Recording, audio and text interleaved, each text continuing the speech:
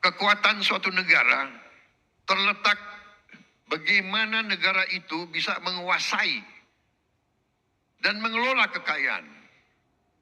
Karena itu kita harus berani koreksi apabila kita telah mengambil langkah yang keliru. Sungguh aneh, negara dengan produksi kelapa sawit terbesar di dunia pernah mengalami kelangkaan minyak goreng. Ini aneh sekali. Tidak masuk di akal sehat. Dan ternyata memang itu adalah permainan manipulasi yang tadi sudah disinggung oleh Ketua DPR yang saya beri nama serakah Nomex.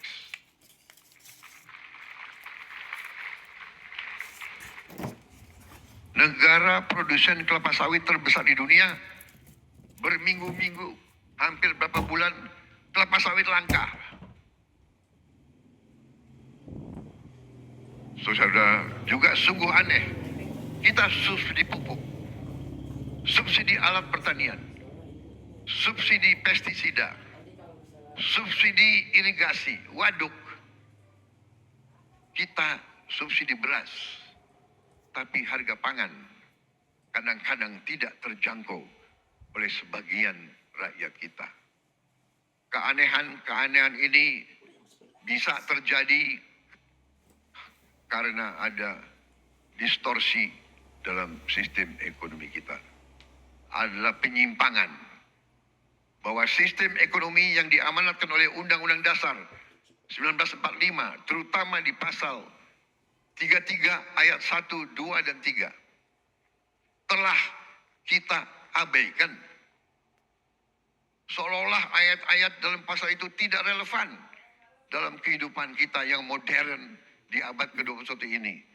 Saudara-saudara sekalian, setelah saya pelajari secara mendalam, saya berkeyakinan Undang-Undang Dasar kita, terutama pasal-pasal yang saya sebut pasal-pasal pengaman, seperti pasal 33 ayat 1, 2, 3, dan 4, adalah benteng pertahanan ekonomi kita. Ayat 1, perekonomian disusun sebagai usaha bersama berdasar atas azas kekeluargaan. Azas kekeluargaan, bukan azas konglomerasi.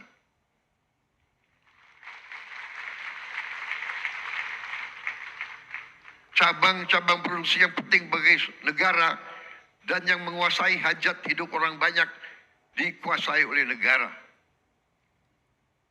Saudara-saudara sekalian, saya ingin bertanya, apakah beras itu penting bagi negara atau tidak? Menguasai atau tidak hajat hidup orang banyak? Apakah penggilingan padi itu penting bagi negara? Apakah penggilingan padi itu hajat hidup orang banyak?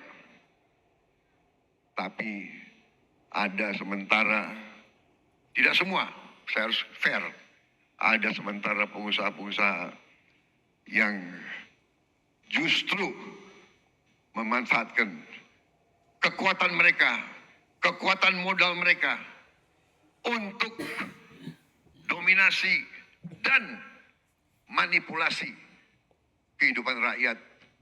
Dan ini tidak bisa kita terima. Ayat 3, bumi dan air dan kekayaan alam yang terkandung di dalamnya dikuasai oleh negara dan dipergunakan untuk sebesar-besar kemakmuran rakyat. Saudara-saudara, ayat 4, perekonomian nasional diselenggarakan berdasar atas demokrasi ekonomi dengan prinsip kebersamaan, efisiensi, berkeadilan. Jadi efisiensi ini perintah Undang-Undang Dasar. Tapi ada yang demo lawan efisiensi. Berwawasan lingkungan, kemandirian, serta dengan menjaga keseimbangan kemajuan dan kesatuan ekonomi nasional. Saudara-saudara, ketika kita tidak konsekuen menjalankan undang-undang dasar kita, terjadilah distorsi ekonomi. Terjadilah pemerataan ekonomi yang tidak cepat, di mana yang menikmati pertumbuhan ekonomi kita hanya segelintir orang saja. Terjadilah kondisi di mana pertumbuhan ekonomi rata-rata 5% selama 7 tahun terakhir tidak tercermin dalam kondisi nyata rakyat Indonesia.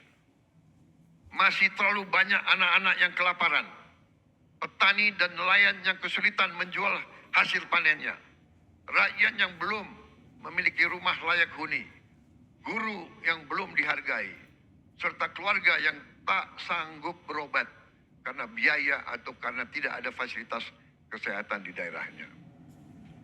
Namun, ketika kita konsekuen menjalankan undang-undang dasar kita dalam 299 hari ini, alhamdulillah saya dapat melaporkan bahwa kita telah mencapai berbagai kemajuan yang cukup berarti. Di tengah konflik politik, konflik ekonomi secara global, perang dagang, perang tarif, ekonomi Indonesia masih berhasil tumbuh di atas 5%. Tumbuh dalam 5,12%.